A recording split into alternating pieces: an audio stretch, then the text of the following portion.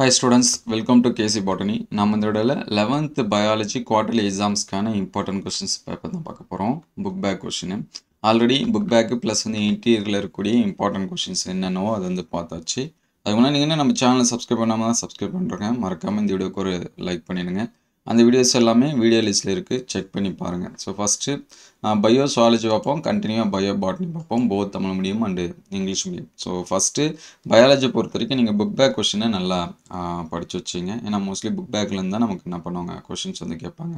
So இதில் வந்து 9வது கொஷினு, 10வது கொஷினு, ஸோ அதுக்கடுத்து 12வது கொஷினு, 13, 14 இது எல்லாமே படிச்சிருங்க. முடிஞ்ச அளவுக்கு ஃபஸ்ட் லெசனில் எல்லாமே என்ன பண்ணி வச்சுருங்க, படிச்சிருங்க.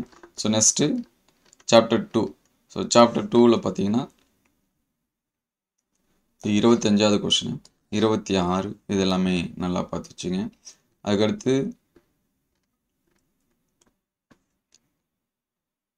30, 31. ஸோ நெக்ஸ்ட்டு பார்த்தீங்கன்னா 36, அதுக்கடுத்து 37, அதுக்கடுத்து 39. ஸோ இந்த கொஷின்ஸ் எல்லாமே ரொம்ப இம்பார்ட்டன்ஸ் கொடுத்து என்ன பண்ணுங்க பாருங்கள். So next chapter 3.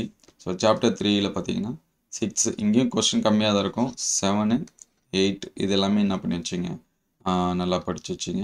அதுக்கடுத்து 11, 12 இது எல்லாமே என்ன பண்ணலாம்னா 5 மார்க்ஸ் கேட்கலாம். அதனால் அதெல்லாம் நல்லா பார்த்துங்க.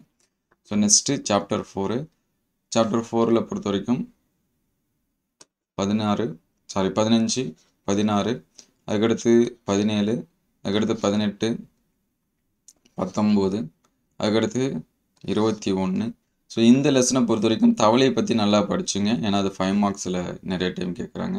அதுக்கடுத்து 24, 25, 26, அதுக்கடுத்து 27. சரிங்களா? இதில் புக் பேக்கில் பாருங்கள், தவளையை பற்றி தான் நமக்கு நிறையா கொடுத்துருப்பாங்க. தவளையோட செரிமான மண்டலம், ஆண் இனப்பெருக்க மண்டலம், பெண் இனப்பெருக்க மண்டலம். ஸோ இதெல்லாமே என்ன பண்ணி வச்சுங்க, நல்லா பார்த்து வச்சுங்க. So next chapter 5. சாப்டர் 5ல் இருக்கக்கூடிய புக் பேக் முடிஞ்ச அளவுக்கு படிச்சுருங்க. இதில் 17 பார்த்துங்க. அதுக்கடுத்து இன்டீரியர் கொஷின் தான் இதில் நிறைய கேட்பாங்க. சரிங்களா? அதனால் புக் பேக்கை ஜஸ்ட்டு பார்த்து வச்சுங்க, இன்டீரியர் நல்லா படித்து வச்சுங்க. இன்டீரியர் ஆல்ரெடி அப்டேட் பண்ணியாச்சு. அதுக்கடுத்து சாப்டர் 6. சாப்டர் 6லேயும் அதே போல் தான் இன்டீரியர் கொஷின் நிறைய கேட்பாங்க. இதில் இந்த 17 நல்லா பார்த்து வச்சுங்க. அதுக்கடுத்து இந்த 22 இப்படியும் கேட்கலாம், வேறு மாதிரியும் கேட்கலாம். சரிங்களா? அதுக்கடுத்து 24, அதுக்கடுத்து 25, அதுக்கடுத்து 26. ஸோ இந்த கொஷின்ஸ் எல்லாமே நல்லா பாருங்கள். உட்சுவாசம், வெளிச்சுவாசம் இதெல்லாமே இருக்குது. இன்டீரியர் கொஷின் நிறையா இருக்குது, அதையும் பாருங்கள். ஆல்ரெடி நம்ம இன்டீரியர் எல்லாமே சொல்லியாச்சு. அதுக்கடுத்து சாப்டர் 7ல் பார்த்தீங்கன்னா 15 நல்லா பார்த்துங்க. அதுக்கடுத்து 18, அதுக்கடுத்து 20, 21, 22. ஸோ இந்த கொஷின்ஸ் எல்லாமே நல்லா படிங்க. அதுக்கடுத்து 8th லெசனு. 8th லெசன்லேயும் அதே போல் தான் இன்டீரியர் கொஷின்ஸ் வந்து நிறையா இருக்கும். அதனால் இன்டீரியர் கொஷின்ஸ் வந்து என்ன பண்ணுங்கள், நல்லா பாருங்கள். புக் பேக்கில் பொறுத்த வரைக்கும்